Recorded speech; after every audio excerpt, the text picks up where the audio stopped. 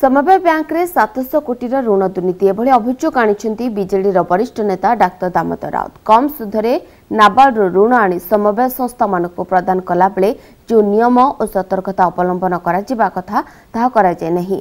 सेपरि 37 कोटी टंकार कंप्यूटरीकरण क्षेत्र में दुर्नीति होईछि।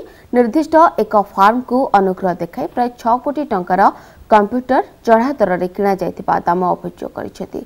समवाय ऋण रु 60 भाग लोन अणचाष दि जाइछि। दामक यह अभियोग उपरे प्रतिक्रिया रखिछन्ति समवाय मंत्री सूर्यनारायण पात्र। से कहिछन्ति दाम जो कथा कहउछन्ति ताहा तांको समयर राज्य में प्राय 700 प्राथमिक समवाय संस्था रहिछि।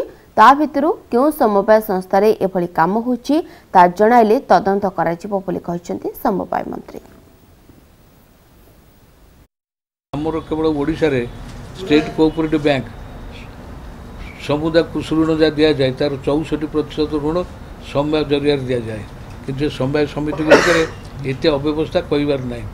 दुर्नीति भ्रष्टाचार भरपूर एवं स्टेट कोऑपरेटिव बैंक में बर्तमान फाइनेंशियल डेभलपमेंट 700 ରୁ 800 कोटी टंका हम तार तदंत करा उचित। से तो कोऑपरेटिव विभाग मंत्री थे से थिला बेले हेछि ना एबे हेछि